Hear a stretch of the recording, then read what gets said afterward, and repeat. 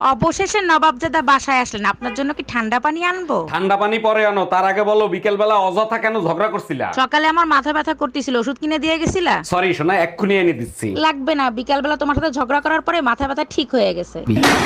তোর বাপের জন্য তো মানিজ্জত কিচ্ছু থাকলো না। দেখো, বাপ তুলে কথা বলবে না। কি করছে আমার বাপ? যেই বয়সে নাতি কোলে নিয়ে থাকার কথা সেই বয়সে নিজের মেয়ে কোলে নিয়ে থাকে। দেখো, আব্বুর মুড আজকে ভালো আছে, তার সাথে ভালো ব্যবহার করবা। তোর বাপের থামা, তা নাহলে সামনের বার আবার সুসংবাদ শোনাবে।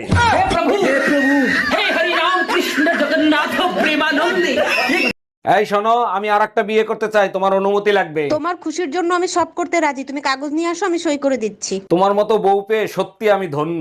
আচ্ছা শোনো, সেকেন্ড হ্যান্ড পিস্তল কি 8-10 হাজার টাকায় পাওয়া যাবে? ঘরে বউ থাকতে আশেপাশের ভাবিদের দেখো, তোমার লজ্জা করে না? পাশের বাড়ির ভাবিরে দেখো, এত সুন্দর, ভাই তো সপ্তাহে 10 দিন রোমান্স করে। 1 মিনিট, সপ্তাহে তো 7 দিন হয়, 10 দিন পাইলা কোথায়? বউ সুন্দর হলে পুরুষ মানুষ ওভার টাইমও করতে পারে। অসহ্য গরম, একদম সহ্য করতে পারতেছি না। তা সহ্য করবা কি করে? তোমার থেকে বেশি শিক্ষিত যে। আমার থেকে গরম বেশি শিক্ষিত মানে কি? মানে সোজা, গরম সব সময় 35-40 ডিগ্রি নিয়ে চলে। ও আচ্ছা। কেমন আছেন ভাবি? ভাই কোথায়? বাইরে দেখি না, ভাই কি চলে গেছে নাকি? অরুণ ভাই, যে গরম পড়ছে এতে কি ভালো থাকা যায়? আমার ভাই একটু আগে চলে গেছে, এখন ভালো আছি। আরে ভাবি, আপনার মতো সুন্দর বউ যারা আছে তারা তো একটু রোমান্টিক হবে, আর একটু গরম তো সহ্যই করতে হবে, তাই না? অরুণ ভাই, তার জন্য না, গরমে প্রচন্ড মাথা ব্যথা করতেছিল, আপনার ভাই মাথা টেপে দিয়েছে, তার জন্য ভালো আছি। কথা ভাবি, আপনার কখনো বুকে ব্যথা হয় না?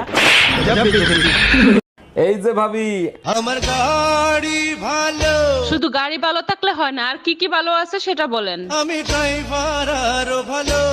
ভালো ড্রাইভার সবাই, ইঞ্জিন ঠিক আছে কিনা সেটা বলেন।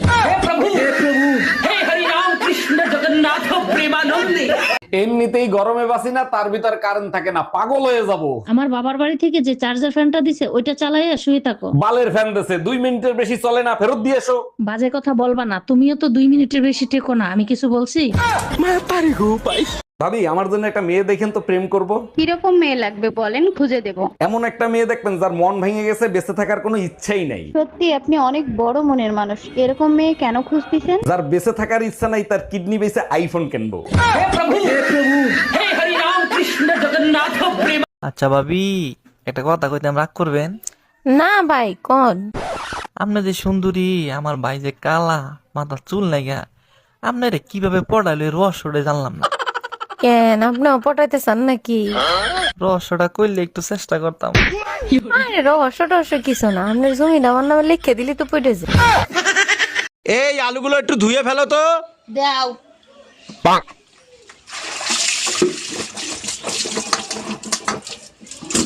কি করলে এটা? তুমি তো বলে ধুয়ে ফেলতে। আয় রে পোড়া কপাল।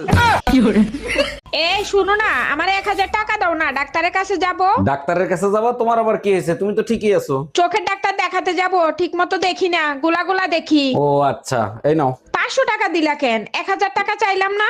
থাক, তোমার আর ডাক্তার দেখাইতে হবে না, এখন তো চোখ ঠিক আছে।